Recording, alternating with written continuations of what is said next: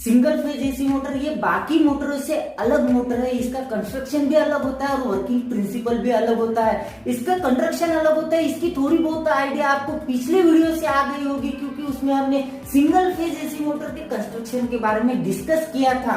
अगर किसी आप में से किसी ने वो वीडियो नहीं देखा होगा तो जरूर देख लीजिए। उसकी लिंक जो है आपको नीचे डिस्क्रिप्शन में मिल जाएगी। और आज हम बात करेंगे सिंगल फेज एसी मोटर के वर्किंग प्रिंसिपल के बारे में। आखिर ये मोटर घूमती कैसी है और इस मोटर के स्टेटर में जो दो वाइंडिंग होती है उनका काम क्या होता है, और आखिर क्यों ऑक्सिलरी और मेन वाइंडिंग ऐसे दो वाइंडिंग इस मोटर में होती है।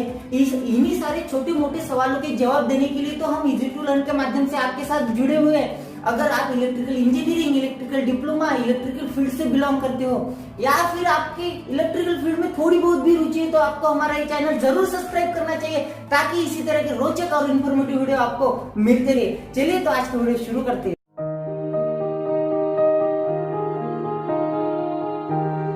सबसे पहले तो आपको ये बात बता दूं कि अगर हम मोटर की बात कर रहे हैं तो मोटर हमेशा इनपुट में इलेक्ट्रिकल एनर्जी को लेती है और आउटपुट में मैकेनिकल एनर्जी को देती है।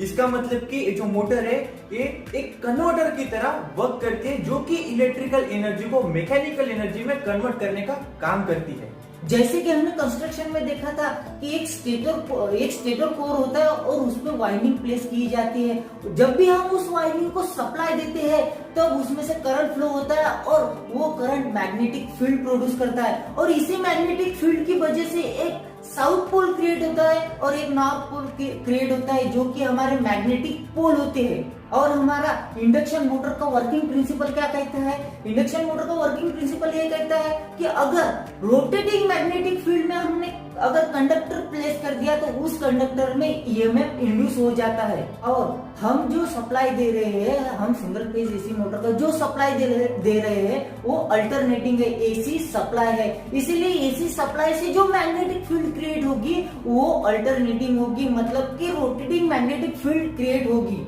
और यही मैग्नेटिक फील्ड हमारे साउथ और नॉर्थ पोल को क्रिएट करती है। और ये जो मैग्नेटिक फील्ड है ना, ये रोटेटिंग मैग्नेटिक फील्ड है, इसीलिए तो इसके जो पोल है वो अल्टरनेटिवली रोटेट होते रहते हैं। और जब भी हम किसी कंडक्टर को रोटेटिंग मैग्नेटिक फील्ड में प्लेस करते हैं तो उस कंडक्टर में ईएमएफ जो है वो इंड्यूस हो जाता है। और यहाँ पे उस कंडक्टर का काम वो बार करेंगे जिसको हमने रोटर के स्लॉट में प्लेस किया था। इसका मतलब कि उस बार में ईएमएफ इंड्यूस होगा। अगर ईएमएफ इंड्यूस होता है और अगर करंट फ्लो होगा तो वो मैग्नेटिक फील्ड भी प्रोड्यूस करेगा। और इसी वजह से रोटर के पास अपने खुद के नॉर्थ और साउथ पोल है। और ये बात तो आपको सभी को पता ही है कि जो अपोजिट पोल होते हैं वो एक दूसरे को अट्रैक्ट करते हैं और जो सिमिलर पोल होते हैं वो एक दूसरे से रिपेल करते हैं। लेकिन अभी तक हमारी ये मोटर जो है वो रोटेट नहीं हुई है, क्योंकि हमने अभी तक जो सप्लाई दिया है वो सिर्फ एक ही वाइंडिंग को दिया है। इसके वजह से जो पोल क्रिएट होने वाले हैं वो सिर्फ दो होंगे, एक होगा साउथ और एक होगा नॉर्थ। और उस वजह से, इस मैग्नेटिक फील्ड की वजह से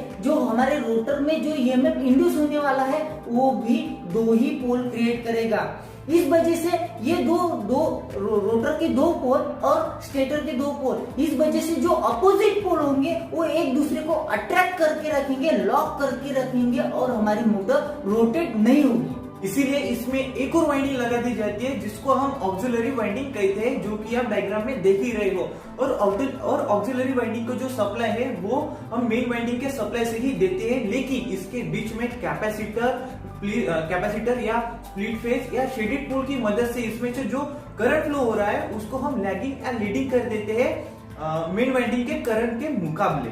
और इसी वजह से हमारे दोनों वाइंडिंग में से लीडिंग और लैगिंग करंट फ्लो होगा। उस वजह से और दो हमारे पोल जनरेट हो जाएंगे, मतलब कि मेन वाइंडिंग हमारे दो पोल जनरेट करेगी और ऑक्सिलरी वाइंडिंग हमारे दो पोल जनरेट करेगी। उस वजह से हमारे पास चार पोल हो गए और उसी हिसाब से हमारे रोटर में भी ईएमएफ इंड्यूस होगा और रोटर भी अपने पोल जनरेट कर लेगा। इस वजह से रोटर आसानी से रोटेट होना चालू हो जाएगा। अब ये चार पोल अल्टरनेटिंग जगह पे प्लेस होने की वजह से हमारा रोटर लॉक नहीं होगा और कंटिन्यूअसली जो है वो रोटेट करते रहेगा।